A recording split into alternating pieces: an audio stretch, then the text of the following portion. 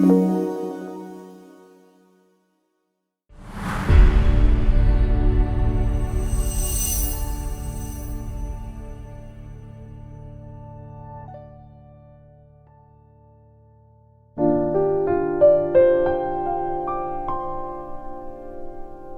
지난주에는 우리가 예수님께서 제자들에게 바리새인보다 더 나은 의를 말씀하시면서 이것을 소유하지 않으면 천국에 가지 못한다고 이야기를 하셨습니다. 그러나 그 의는 우리가 더 많은 율법을 준수하냐 마냐가 아니라 하나님으로부터 주어지는 은혜의 의라는 것도 말씀을 드렸습니다.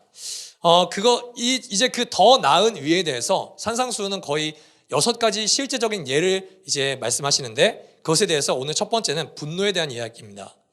여러분 혹시 언제 분노하십니까? 저는 제일 많이 분노할 때가 운전 중에 이상한 차량보다는 이상한 존재, 이상한 사람이 끼어들 때 저는 굉장히 분노합니다. 그리고 사실 아까 목사님께서 말씀해 주셨지만 저는 성도님들에게 분노를 잘 하지는 않는 것 같아요. 왜 째려보시죠? 성도님들에게 분노를 잘 하진 않습니다. 교회를 떠날까 봐요. 근데 솔직하게 저는 성도님들께는 분노하지 않지만 가정에서는 굉장히 분노를 잘 표출하는 사람 중에 한 명입니다. 여러분은 더 나아가 가정에서는 분노를 잘 쏟지 않지만 내가 직장에서 조금 더 높은 직분에 있을 때, 직위에 있을 때 낮은 직위에 있는 사람에게 분노를 하는 사람일 수도 있습니다. 교회 안에서 상처를 받을 때도 우리는 분노로 표현할 때가 굉장히 많아요. 분노는 누구나 어떤 사람에게나 있는 감정입니다. 근데 문제는 분노 그 자체가 아니라 우리가 그 분노를 어떻게 이해하고 다루고 있는지가 가장 중요합니다. 오늘 예수님은 우리에게 이렇게 말씀하십니다. 옛 사람들에게 말하기를 살인하지 말라라. 누구든지 살인하는 사람은 재판을 받아야 할 것이다. 한 것을 너희는 들었다. 그러나 나는 너희에게 말한다. 자기 형제나 자매에게 성내는 사람은 누구나 심판을 받는다. 자기 형제나 자매에게 얼간이라고 말하는 사람은 누구나 공의에 불려갈 것이요 또 바보라고 말하는 사람은 지옥불 속에 던져질 것이다. 여러분, 저는요 확신하는 게 있습니다. 저와 여러분 중에는 지금까지 오늘까지는 아마 살인한 사람이 아마 한 명도 없을 겁니다. 아마 여러분 중에 살인자가 있다면 물론 저는 이론적으로는 여러분을 환영하고 환대하겠지만 마이크를 쥐는 한 손으로는, 그리고 한편으로는 굉장히 떨리면서 예배를 드릴 것 같아요. 혹시 내가 이 사람에게 말실수를 해서 오늘 혹시 이 사람이 칼을 들고 있지 않을까, 그런 두려움을 갖고 설교를 할 것 같습니다. 저와 여러분 모두 살인자는 없습니다. 심지어 저와 여러분이 하나님 앞에 가는 그 순간까지도 살인을 하지 않기를 주님으로 축복합니다. 아멘이시죠? 그러나 어쩌면 우리는 지난 한 주도 그 어느 누구도 물리적인 살인을 하진 않았지만 누군가에게는 분노를 날마다 표출하고 살았을 확률이 매우 큽니다. 저는 오늘 설교를 통해서 먼저는 분노가 무엇인지를 나누고 싶고, 그리고 분노가 우리에게 끼치는 악영향을 나누고 싶습니다. 그리고 마지막으로는 그렇다면 그 분노를 어떻게 해결하는지, 해결 방법에 대해서도 잠깐 나누고 싶습니다. 우리는 분노를 생각할 때 가장 떠오르는 게 먼저 분노의 형태입니다. 여러 가지 책을 보니까 분노는 보통 6가지 형태로 등장합니다. 첫 번째는 우리가 가장 잘 알고 있는 짜증입니다. 이 짜증은 일촉즉발 상태의 분노입니다. 쉽게 화를 내는 것. 누가 봐도 저 사람은 뭔가 이야기는 하지 않았지만 이 사람은 뭔가 짜증이 가득 차 있다. 이 사람은 지금 내가 뭔가 톡 건드리기만 하면은 이 분노가 폭발할 것 같은 상태, 이게 바로 짜증이죠. 그 다음은 다툼이 있습니다. 이 다툼은 혼자서는 할 수가 없습니다. 대인 관계의 갈등에서 생기는 분노가 바로 다툼입니다. 도저히 상대에게 동의할 수 없을 때 발생하는 분노가 바로 다툼이죠. 그 다음에 원한이라는 게 있습니다. 이 분노가 쌓인 상태에서 오래 갈 경우에 이 분노는 원한으로 진화합니다. 나에게 오래된 상처, 그리고 오래된 불만을 장기간 마음속에 간직할 때 생기는 게 바로 원한입니다. 그리고 우리가 결코 해서는 안 될 분노의 형태인 폭력이 있습니다. 이 분노의 파괴성이에요. 공격하고 상처를 주고 자기 기분 때문에 상대에게 고통까지 줄 수 있는 분노가 바로 폭력입니다. 그리고 저에게 좀 많이 나타나는 것 같은데 숨겨진 분노가 있습니다. 겉으로는 드러내지 않으려고 애쓰지만 자기가 분노하고 있다는 사실조차 인지하지 못할 때가 저에게는 좀 많습니다. 이 분노를 오래 갖고 있으면 누군가에게 공격을 하지 않지만 자신이 우울해질 수가 있습니다. 자신이 이 분노에 오랫동안 노출되면 무기력해지고 더 나아가 세상을 끊임없이 비관주의로 쳐다보는 부작용이 나타날 수도 있습니다. 마지막으로는 독선적인 분노입니다. 불만 등 자기 감정을 어떠한 필터링을 거치지 않고 계속 쏟아내는 겁니다. 어차피 내 인생 내 마음대로 살 거야. 내가 분노를 표출하는 게 내 자유니까 나는 마음대로 쏟아낼 거야. 이런 독선적인 분노의 형태를 갖고 있는 사람들도 때로는 존재합니다. 근데 이 6가지 이 유형은 분노의 형태를 말씀드린 것이지 사실 분노의 출발점, 분노의 본질은 전혀 아닙니다.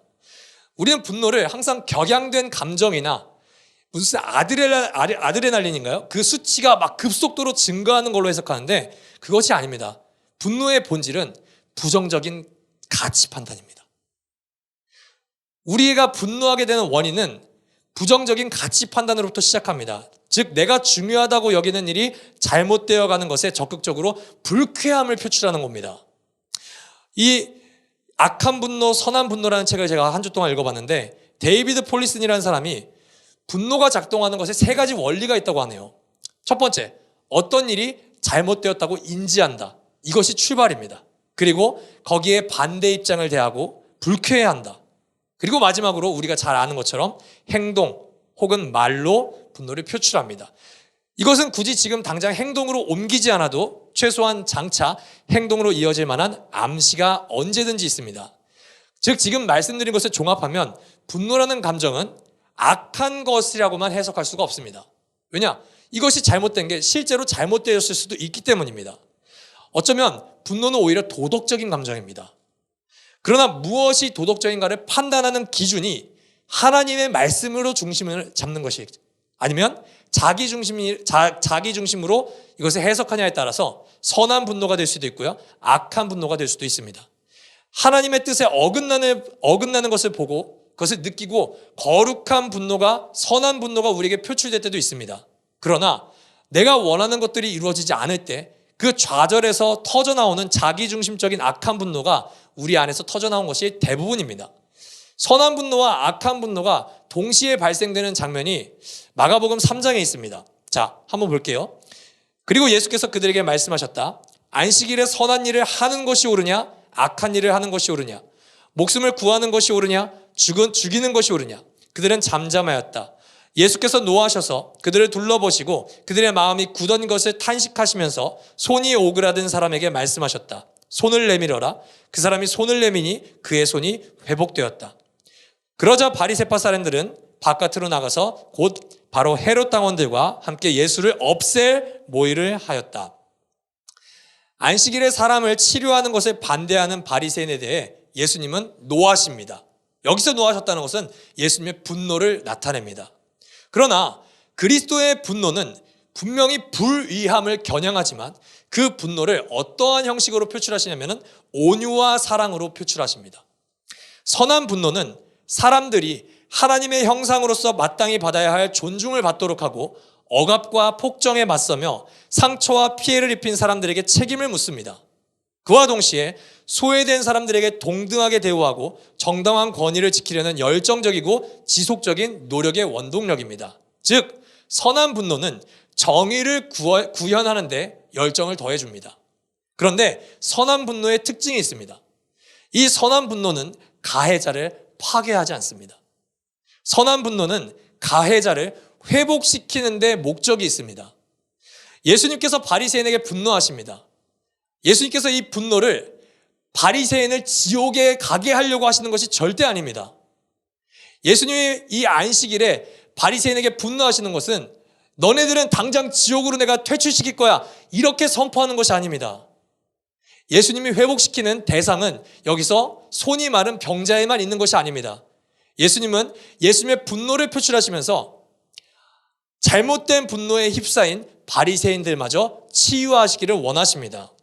그래서 선한 분노를 우리가 품고 누군가에게 이 분노를 표출할 때 우리는 절대로 타인을 죽이는 위치에 서지 않습니다. 오히려 이 분노는 타인을 살리는 영향을 끼칩니다. 문제는 말이죠. 우리의 분노가 솔직히 저까지 포함해서 선한 분노가 아니라 대부분 악한 분노의 형태로 나타나는 거예요. 자기중심적인 분노는 우리에게 어떠한 영향을 미치는지 우리 22절을 다시 한번 읽어보도록 하겠습니다. 한번 읽어볼까요? 시작.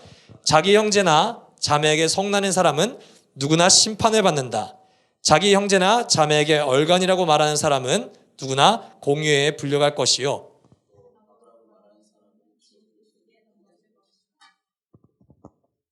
분노를 가장 효과적으로 표출하는 수단을 우리는 대부분 물리적인 폭력으로 생각합니다. 그러나 그렇지 않습니다. 여러분, 저와 여러분은요, 20살 이후로 누군가에게 맞아보신 경험이 별로 없을 겁니다. 이게 있다면 진짜 좀 큰일이고요. 그러나 우리에게는 맞아서 생긴 상처는 솔직히 저는 고등학교 때 좀 맞아본 적도 있거든요. 누굴 때려본 적도 있고요. 물론 싸움에서는 많이 졌습니다. 제가 때린 상처도 그 사람이 아물었을 거고 그때 누군가에게 맞은 상처도 지금의 멍한 자국 남아있지 않고 다 치료가 됐습니다. 그러나 우리에게는 맞아서 생긴 상처보다 훨씬 더 마음과 삶에 오래 남는 상처가 있습니다. 바로 분노가 중심이 되어 누군가를 상처 주기 위해서 뱉은 말은 생각보다 훨씬 더 우리 마음에 오래 갑니다. 지금 성경에 바보 혹은 얼간이, 개역개정에는 아마 라가라고 표현되어 있을 텐데 이 바보야, 이 얼간이야, 이 말은 솔직히 우리에게 타격감이 별로 없습니다. 그래서 이 성경을 읽을 때 그럼 바보, 얼간이 그냥 쉽게 흘려 넘어갈 수가 우리는 있습니다. 그러나 만약에 우리가 회사에서 상사에게 너는 왜 일을 이따위로밖에 못하니? 너에게 주는 월급이 아깝다. 혹은 가정에서 아내가 남편에게 다른 남편들은 돈도 많이 벌어다 주는데 도대체 이거 가지고 뭐 먹고 살라고? 혹은 남편이 아내에게 집안 꼴이 이게 뭐야? 다른 집 여자들은 다 깨끗이 하고 산대. 자녀가 부모에게 엄마 아빠 도대체 나에게 해준 게 뭐가 있어요? 이런 말들은 주먹으로 한 대 치는 것보다 굉장히 우리의 마음 가운데 오랫동안 상처로 나타납니다. 저는요, 솔직히 이 분노의 말을 일주일에 3번 이상 목격합니다. 저는 야구를 좋아하는데요. 저는 한화 이글스 팬입니다, 여러분. 비웃으시나요? 한화 이글스는 지금은 2위에 있지만 예전에는 화나 이글스라는 별명을 가질 정도로 패배에 익숙한 팀입니다. 그리고 제가 야구를 오랫동안 보진 않았는데 야구는 우리나라에서는 절반만 이기면 5강에 듭니다. 그 말은 절반은 진다는 말입니다. 절반은 지면은 일주일에 3번은 저는 한화 이글스 인스타그램에서 분노의 현장을 목격합니다. 김경문 감독 나가라. 꺼져라. 왜 저렇게 못 치는 애를 갖다 쓰냐. 쟤는 2군으로 보내라. 월급이 아깝다. 뱉어내라. 내가 쳐도 저거보단 잘 치겠다. 이런 수많은 악플이 몇백 개씩 달립니다. 심지어 이긴 날도 그 이긴 날에 동참하지 않은 선수들을 무참하게 학살합니다. 이런 분노가 담긴 말들은 상대를 깔보고 경멸하며 인간 이하로 취급하는 언어입니다. 근데 이것은 단순히 언어폭력의 수준을 넘어섭니다. 우리가 언어폭력으로 대하는 것이 아니라 상대가 누군지를 알아야 됩니다. 상대는 누굽니까? 하나님의 형상으로 창조된 존재입니다. 그래서 만약에 우리가 분노가 돋친 말, 가시 돋친 말, 상대를 해하기 위해서 하는 말은 하나님의 형상으로 창조된 존재에 대한 모독입니다. 결국 분노는 하나님이 사랑하시는 사람을 향해 너는 사랑을 받을 자격이 없는 존재라고 선언하는 겁니다. 사람에 대한 가치를 완벽하게 잘못하는 태도가 바로 악한 분노라고요. 그래서 이렇게 분노를 발산할 때 예수님은 우리가 지옥불 속에 떨어질 것이라고 선언을 합니다. 근데 이 말을 여러분, 우리가 분노하면 문자 그대로 지옥에 우리가 심판을 받을 거라고 생각하시면 안 됩니다. 왜냐하면 우리는 오직 믿음으로 의롭게 역임을 받는 존재이니까요. 그러나 이 지옥에 던져질 것이라는 이 말씀을 어떻게 해석하냐면 이렇게 해석했으면 좋겠습니다.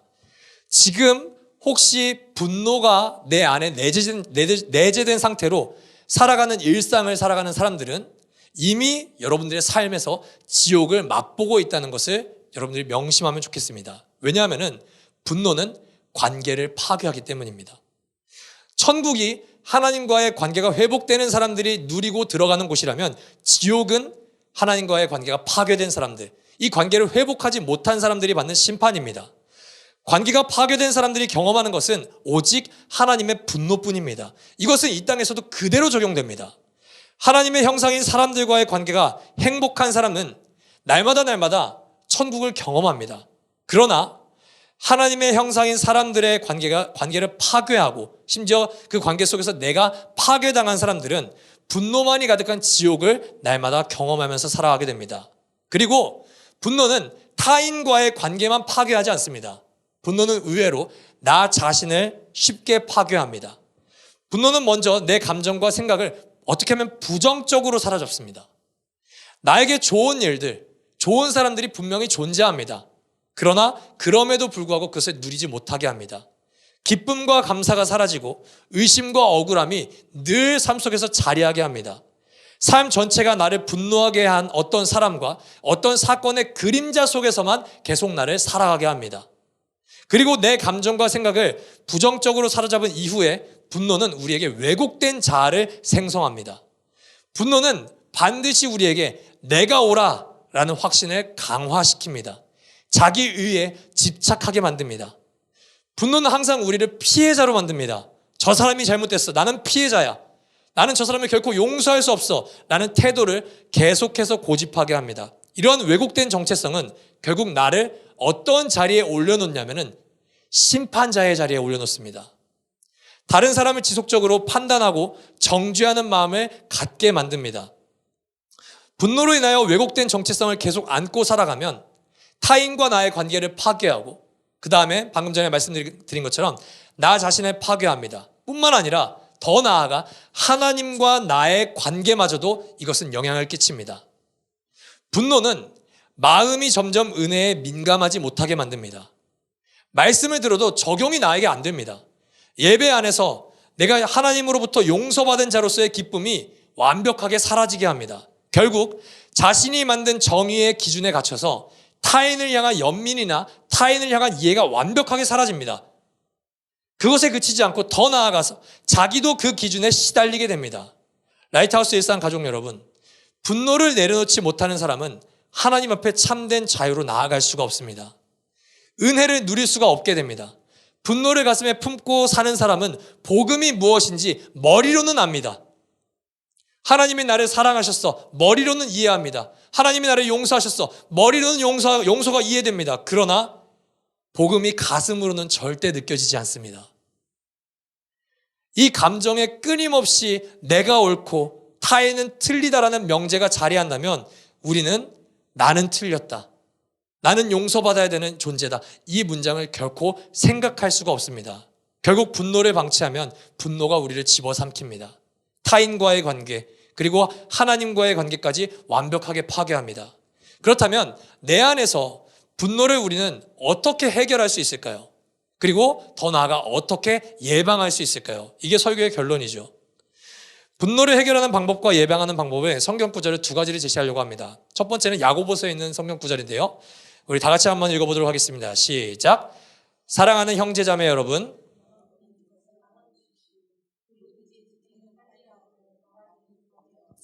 노하기도 더디하십시오. 노하는 사람은 하나님의 의를 이루지 못하기 때문입니다. 가장 먼저 분노에 대한 신앙서적, 그리고 심리학서적, 그리고 더 나아가 여러 설교자들을 통해서도 권면하는 말씀이 하나가 있습니다. 그건 뭐냐면은 화를 천천히 내는 겁니다. 이 노하기도 더디하십시오. 이것을 영어 성경으로 보면은 슬로우라는 단어가 정확히 적혀 있습니다. 즉 화를 내기 전에 여러분 수를 세워보십시오. 대부분 심리학 서적을 보니까 화를 내기 전에 10가지 세어보라는 충고를 합니다. 하나, 둘. 이 10가지 세면서 내 호흡을 정돈해보고 이게 실제적으로 내가 화를 내야 되는 상황인지를 한번 인지해보라는 거예요. 그런데 솔직히 이것이 우리 가운데 잘 안 될 때가 많습니다. 집에 돌아가서도 이미 분노를 표출한 상태라면 그 다음에는 여러분 분노를 글로 적어보십시오. 우리가 입술로써 노하기를 더디하는 것은 굉장히 어렵습니다. 그렇다면 내가 이 사람을 내일 만나서 화를 표출하기 전까지 내가 이 사람에게 어떤 것이 화가 나는지를 글로 한번 적어보십시오. 그렇다면 내가 무엇에 분노하는지를 정확히 파악하실 수가 있을 겁니다. 이게 정말 내가 분노해야 되는 일인지 아니면 내가 하나님 앞에 기도로서 해결해야 되는지 다시금 냉정하게 파악할 수가 있습니다. 여러분, 우리가 머리끝까지 감정에 지배당한 상황에서는 우리는 냉철한 판단을 할 수가 없습니다. 우리가 이성적으로 그리고 하나님 중심적으로 분노를 표출하기 위해서는 우리가 말씀에 빗대어 우리의 분노를 적어볼 수 있어야 됩니다. 이 말씀에 우리가 비춰봤을 때 내가 진짜 하나님 앞에서 의로운 분노를 하는 것인지 아니면 내가 자기중심적인 분노를 표출하려고 하는 것인지를 여러분 글로 적어보시길 바랍니다. 이 두 가지만 하는 것으로도 우리는 생각보다 노하기를 더디할 수 있고 어쩌면 우리는 내가 이전에는 쉽게 표출했던 분노를 생각보다 많이 인내하면서 살아갈 수 있습니다. 그러나 이것만으로는 우리 안에서 끓어오르는 분노를 끝까지 억누를 수는 없는 것 같습니다. 그래서 예수님은 더욱더 확실한 방법을 우리에게 제시합니다. 오늘 성경 23절에서 25절. 그러므로 내가 제단에 제물을 드리려고 하다가 내 형제나 자매가 내게 어떤 원한을 품고 있다는 생각이 나거든 너는 그 제물을 제단 앞에 놓아두고 먼저 가서 내 형제나 자매와 화해하여라. 그런 다음에 돌아와서 제물을 드려라. 너를 고소하는 사람과 함께 법정으로 갈 때에는 도중에 얼른 그와 화해하도록 하여라. 그렇지 않으면 고소하는 사람이 너를 재판관에게 넘겨주고 재판관은 형무소 관리에게 넘겨주어서 그가 너를 감옥에 집어넣을 것이다. 지금 읽는 구절의 경우 나의 분노로 인해 타인이 상처받았을 경우를 말하는 겁니다. 우리가 누군가에게 상처를 준 경우 솔직히 대부분 우리는 우리가 짜증내서 이 사람이 상처받았다는 것을 솔직히 압니다. 물론 내가 이 사람이 상처를 내가 내 잘못으로 준 건가 모르는 경우도 없지는 않을 겁니다. 그러나 제가 봤을 때 저의 인생을 되돌아봤을 때 99% 이상은 내 짜증과 분노로 인해서 이 사람이 상처받았다는 것을 우리는 기억할 수 있습니다. 분명하게요. 그렇다면 그리스도인이 가장 쉽게 대처하는 것은 잘못 대처하는 것은 예배에 나서 회개하는 겁니다. 혹시 여러분 더글로리라는 드라마를 혹시 보셨습니까? 저는 이 드라마를 굉장히 재밌게 봤는데요. 이 드라마를 보면은 이사라라는 캐릭터가 있습니다. 좀 마약쟁이처럼 나오는 캐릭터인데 이 사라라는 애한테 주인공 문동은이 학교 다닐 때 폭력을 당합니다. 학교 폭력을 당해요. 그래서 목사님의 딸의 설정으로 갖고 있는 이사라에게 교회로 찾아옵니다. 그리고 그가 받았던 상처를 얘기합니다. 이때 이 이사라라는 이 역할이 굉장히 멋있는 말을 합니다. 나 너한테 한 짓 다 회개하고 구원받았어. 내가 고데기로 너에게 상처를 준 거, 그리고 내가 너한테 폭언을 한 거, 그리고 내가 너한테 한 모든 행동들은 내가 하나님께 다 회개했어. 그래서 난 구원받았어. 여러분 이 캐릭터가 드린 회개와 그 예배와 그 찬송을 하나님께서 정말 기쁘게 받으셨을까요? 저는 이 사람이 하나님께 정말로 회개했다면 구원받을 수 있다고 생각은 합니다.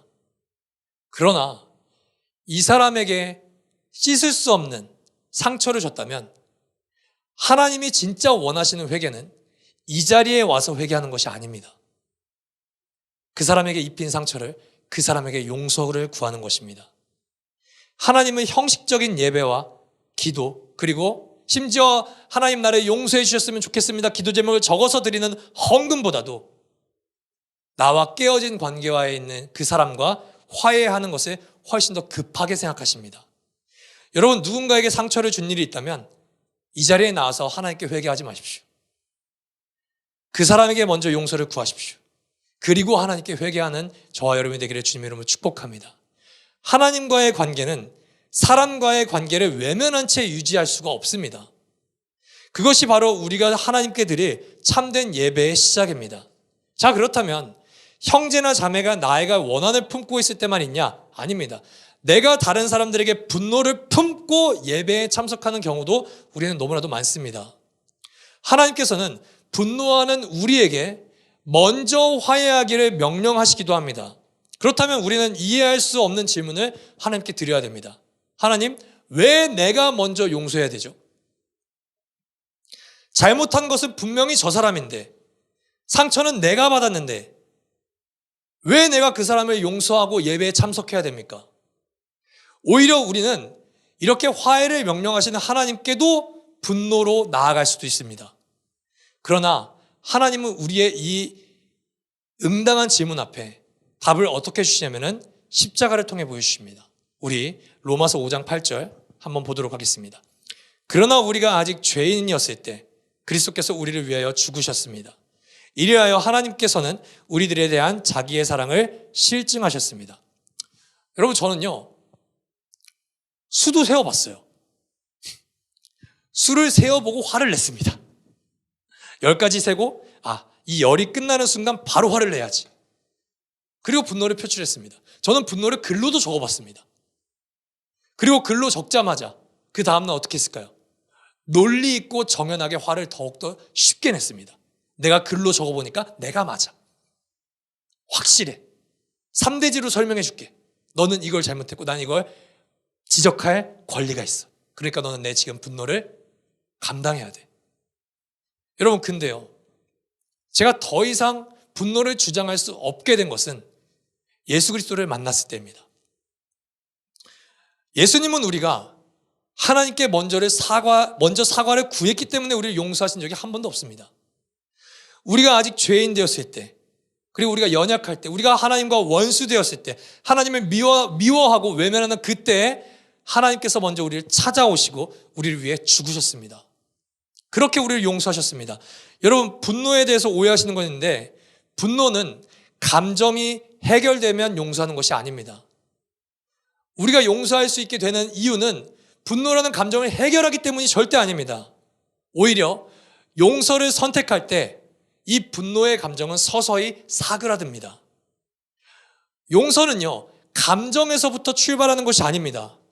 용서는 복음을 믿는 믿음으로 출발합니다. 사랑하는 성도 여러분, 우리의 감정은 우리가 컨트롤할 수가 없습니다. 이 한계를 인정하십시오.